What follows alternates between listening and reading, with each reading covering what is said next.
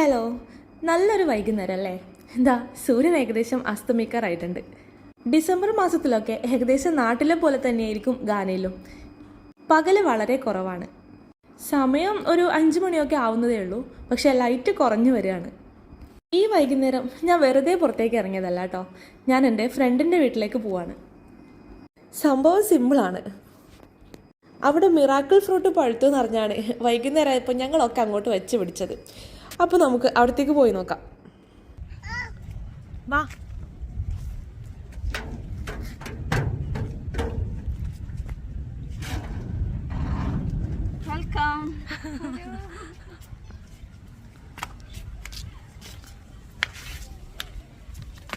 ഇതാണ് കേട്ടോ ഞാൻ പറഞ്ഞ ഞങ്ങളുടെ ഫ്രണ്ട് ഷൈനി ചേച്ചി. ആള് നാട്ടില് തമിഴ്നാട്ടിലാണ്. ഞങ്ങൾ എപ്പോൾ ഇവിടത്തേക്ക് വന്നാലും ഞങ്ങളെ വെൽക്കം ചെയ്യുന്ന 2 ആൾക്കാരാണ് ആ കയ്യിലിരിക്കുന്നത്. Elsa and Shih Tzu. അതിൽ എൽസയ്ക്ക് 5-6 കുട്ടികളും കൂടെ ഉണ്ട്. ഇവരെ കൂടാതെ ഇവിടെ ലവ് ബേർഡ്സ്, 2-3 വെറൈറ്റീസിലുള്ള പ്രാവ്, അതുപോലെ തന്നെ ആപ്പിളും മുന്തിരി ഉൾപ്പെടെ ഒരുപാട് വെജിറ്റബിൾസും ഫ്രൂട്ട്സും ഒക്കെ ഉണ്ട്. ഒരു മിറാക്കിൾ ഫ്രൂട്ട് കഴിക്കാൻ വന്ന ഞാൻ ഈ വീഡിയോ എടുക്കാനുള്ള കാരണം തന്നെ അതാണ്. ആഴ്ചയിൽ ഒരു തവണ ഇവിടെ വന്ന ഒരാഴ്ചത്തേക്കുള്ള പച്ചക്കറിയായിട്ടാണ് ഞങ്ങൾ എല്ലാവരും തിരിച്ചു പോകുന്നത്. അപ്പം നമുക്ക് ഇവിടെയൊക്കെ ഒന്ന് ചുറ്റി നടന്ന് കാണാം അല്ലേ? ആപ്പിളോ?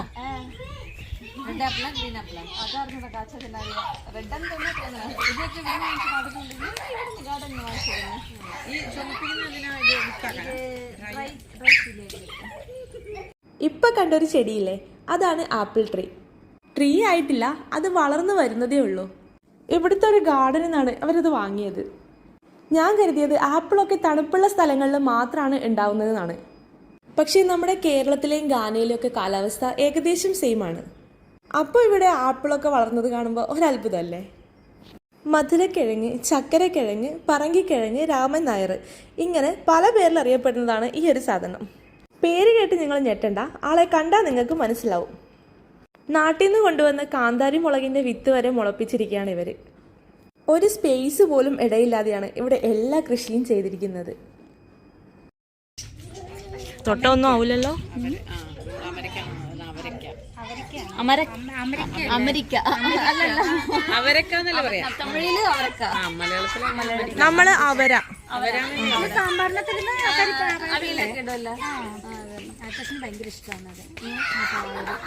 തിക്കാനുള്ള പരിപാടിയാണോ?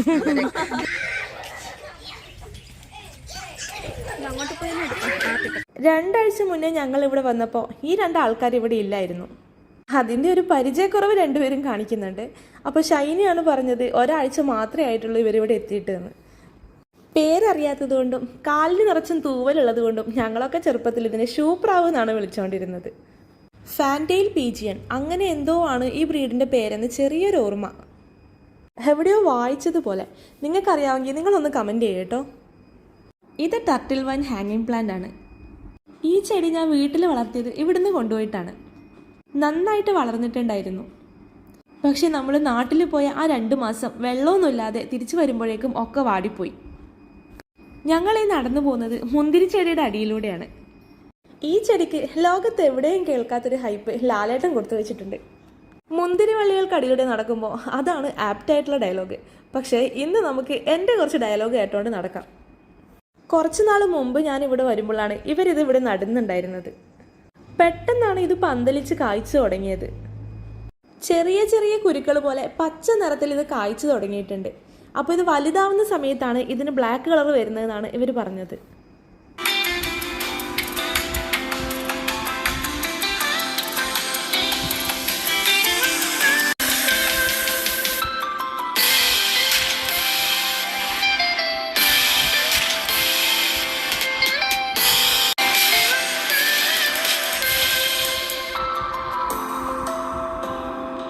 ഇതൊക്കെ അവരുടെ വീടിൻ്റെ പുറകുവശത്തുള്ള ചെടിയാണ്.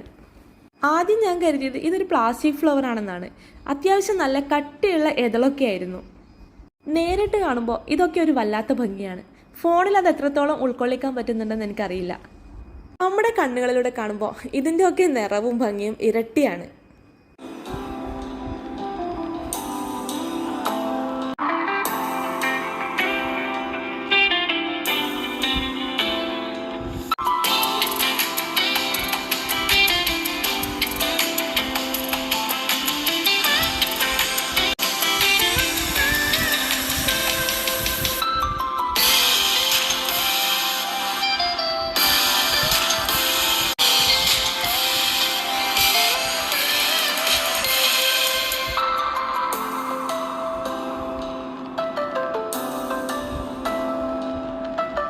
ക്ലോത്ത് മാതിരിയാണ്.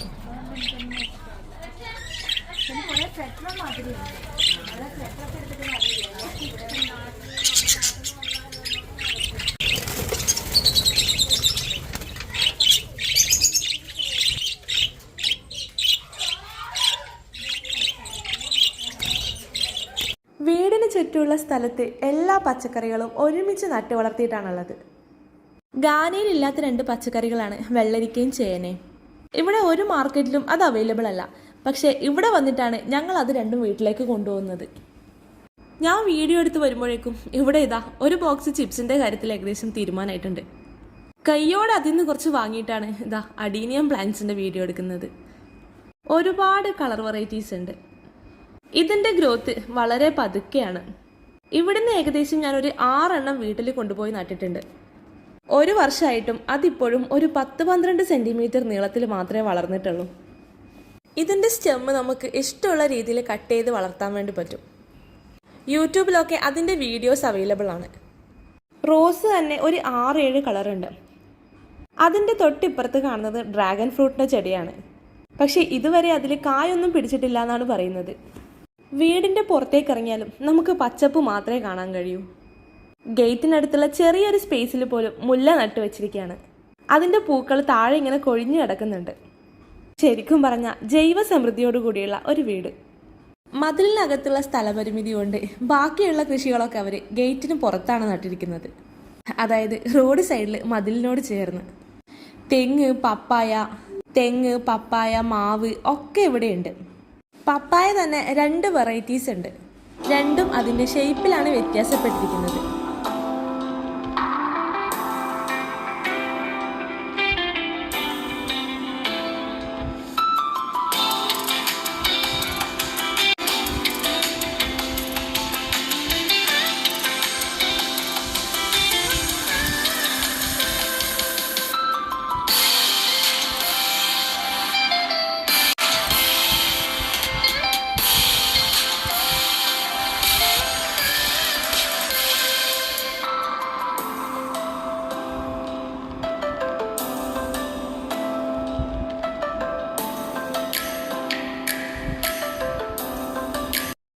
ഇവരൊക്കെ ഈ ഒരു കൃഷിയിടത്തിൻ്റെ അണിയറ ശില്പികളാണ്.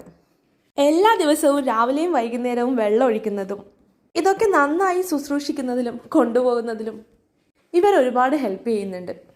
ഇവിടെയുള്ള ഓരോന്നിൻ്റെയും വീഡിയോ എടുത്ത് വന്നത് എന്തിനാണെന്ന് പോലും മറന്നുപോയി. മിറാക്കിൾ ഫ്രൂട്ടിൻ്റെ ചെടി അവിടെ കണ്ടത് മുതൽ അതിൽ കായ പിടിക്കുന്നതും അത് പഴുത്തു കഴിഞ്ഞാൽ എന്നെ വിളിക്കണം എന്നുള്ളത് ഞാൻ എപ്പോഴും ഓർമ്മിപ്പിച്ചുകൊണ്ടിരിക്കാറുണ്ട്. അത് കഴിച്ചിട്ട് ആ ഒരു ടേസ്റ്റ് വ്യത്യാസം അറിയണമെന്ന് എനിക്ക് ഭയങ്കര ആഗ്രഹമായിരുന്നു.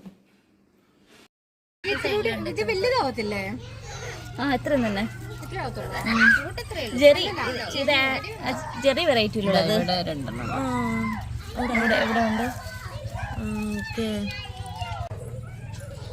അപ്പുറത്തെ സൈഡിലാണ്.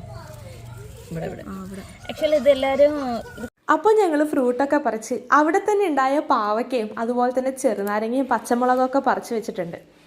ഇത് കഴിച്ചു കഴിഞ്ഞിട്ട് എന്ത് കഴിച്ചാലും അടുത്ത 2 അവേഴ്സിലേക്ക് അതിനൊക്കെ മധുരമായിരിക്കുന്നതെന്നാണ് ഷൈനി ചേച്ചി പറയുന്നത്. ആകെ 3 ഫ്രൂട്ട് മാത്രമേ പിടിച്ചിട്ടുള്ളൂ. പക്ഷെ ഞങ്ങൾ 5 പേരുണ്ട്. എങ്ങനെയും ഷെയർ ചെയ്ത് കഴിച്ചിട്ടായാലും എല്ലാവർക്കും അതിൻ്റെ ടേസ്റ്റ് അറിയണമെന്നുണ്ട്. ഇതാണ് കേട്ടോ സാധനം. ഒരു ചെറിയ ഫ്രൂട്ടാണിത്. ഏകദേശം കണ്ടാൽ നമ്മുടെ ചെറിയൊക്കെ പോലെയുണ്ട്. അങ്ങനെ ആദ്യത്തെ ഫ്രൂട്ട് കഴിച്ചത് സിജിനേച്ചിയാണ്. കഴിച്ച ഉടനെ ലെമൺ ആണ് ടേസ്റ്റ് ചെയ്തത്. ശരിക്കും ലെമൺ ജ്യൂസ് കുടിക്കുന്ന പോലെ ഉണ്ടെന്നാണ് സിജിനേച്ചി പറഞ്ഞത്. അതിൻ്റെ ബാക്കി കഴിച്ച് നോക്കിയത് ജിഷേച്ചിയാണ്. അതിനുശേഷം ഒരു പാവയ്ക്കാണ് കേട്ടോ ആൾ തിന്നത്. പക്ഷേ പാവയ്ക്കൊക്കെ ചെറിയ കയ്പുണ്ടെന്നാണ് പറഞ്ഞത്. ഒരു ഫ്രൂട്ട് ഞങ്ങൾ 2 ആൾക്കാർ ഷെയർ ഇട്ടാണ് കഴിച്ചത്. ചിലപ്പോൾ അതുകൊണ്ടായിരിക്കാം ആ ഒരു കയ്പ് അനുഭവപ്പെടുന്നത്. പക്ഷേ ലെമൺ ഞങ്ങൾ എല്ലാവരും ടേസ്റ്റ് ചെയ്ത് നോക്കിയായിരുന്നു. ശരിക്കും ലെമൺ ജ്യൂസ് കുടിക്കുന്ന അതേ ഫീൽ തന്നെയാണ്. നാരങ്ങയുടെ പുളിപ്പോ അതിൻ്റെ പുറത്തുള്ള തൊലിയുടെ കയ്പോ ഒന്നും തന്നെ ഞങ്ങൾക്ക് അനുഭവപ്പെട്ടിട്ടില്ല.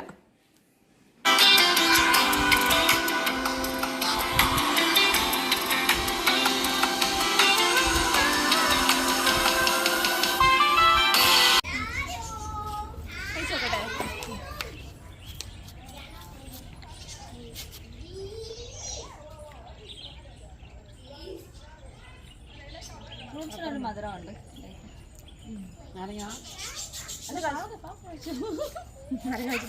ലെമൺ ജ്യൂസ് കുടിക്കാൻ നല്ല രസല്ലേ? അതൊക്കെ പൊളിക്കുന്ന എന്നാ അത് ശരിക്കും ആയില്ലേ? ഒരു ഫ്രൂട്ട് ഫുള്ള് കഴിക്കേണ്ടി വരും. നല്ല രസം. എനിക്ക് ഇപ്പഴും ആ വായില മധുരം വരുന്നുണ്ട്. എനിക്ക് തീരെ ഇല്ല അല്ലേ മധുരം? ഇതിന്റെ കയ്പ് ഇതിന് കയ്പുണ്ടോ? നിങ്ങൾ കുറച്ച് എനിക്കിപ്പോഴും വായില പാവക്ക കഴിക്കുന്നില്ല. നാരങ്ങ കഴിച്ചു നോക്ക്, നല്ല മധുരണ്ട്. പാവക്ക കഴിക്കുന്നില്ല, ശരിക്കും കഴിക്കുന്നില്ല. ആണോ? അങ്ങനൊന്നും അറിയുന്നില്ല മധുരം തന്നെ.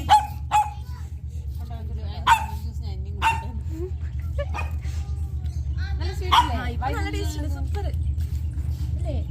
പാവയ്ക്കയുടെ ചെറിയ കയ്പ് തോന്നുന്നുണ്ട്, പക്ഷെ എനിക്ക് ഇതിന്റെ ടേസ്റ്റ് മധുരം തോന്നുന്നില്ല. എടുത്തോ. ഇപ്പഴും മധുരം എങ്ങനെ നിൽക്കുന്നത്? മിറാക്കിൾ തന്നെ, മിറാക്കിൾ ഫ്രൂട്ട് മിറാക്കിൾ തന്നെയാണ്. എനിക്കെന്താ തോന്നാത്തെ? ഫസ്റ്റ് ടൈം കഴിക്കുന്നത്. അത് കഴിച്ച് കുറച്ച് സമയം ആ ടേസ്റ്റ് മാറി നിൽക്കണം. എനിക്ക് മാത്രമല്ല എന്തെങ്കിലും ടേസ്റ്റ് എല്ലാം പോയോ? വികാരമില്ലാത്ത ജീവിയാണ്. നല്ല പഞ്ചസാര മധുരം പോലെ പക്ഷെ ഇതിന് അത്രയും കയ്പ് തോന്നുന്നില്ല. അതെ, ഇതിന് പക്ഷെ ഇതിന്റെ ടേസ്റ്റ് തന്നെ എനിക്ക് ഫീൽ ചെയ്യുന്നുണ്ട്. നീ പകുതി കഴിച്ചേ, കുറച്ചയച്ചേ, ചിലപ്പോ അതുകൊണ്ടായിരിക്കും. അതിന്റെ പകുതി ഞാൻ കഴിച്ചു. നല്ല മധുരം. ഇപ്പോഴും വായില മധുരത്തിലില്ലേ? നാരങ്ങ വെള്ളം കുടിക്കുന്ന പോലെ. ഒരു പച്ചമുളക് കഴിച്ചു നോക്കിയാലോ? അതാ പച്ചമുളക്. ഒരു മിനിറ്റ് ചേച്ചി കഴിച്ചത് ഇത് കഴിച്ചോട്ടെ. അറ്റം കടിച്ചാൽ അങ്ങനെ എരിവില്ലാവില്ല. എന്നാ ഫുള്ള് കടിക്ക് നോക്കട്ടെ. ഇല്ല, മുളകിന്റെ ടേസ്റ്റ് അല്ലാതെ എരിവ് അറിയുന്നില്ല. കഴിച്ചു അടിയാ അപ്പൊ കടിക്കുമ്പോ അറിയുന്നുണ്ട് കേട്ടോ. അങ്ങ് എനിക്കിത് നോക്കി വെച്ചിട്ട് തന്നെ എരിയുന്നു. ആണോ? അപ്പൊ എരിവുണ്ട്. സുസു മിറാക്കിൾ ഫ്രൂട്ടസ് മിറാക്കിൾ. ഇതെന്തിനാ അറിയാം?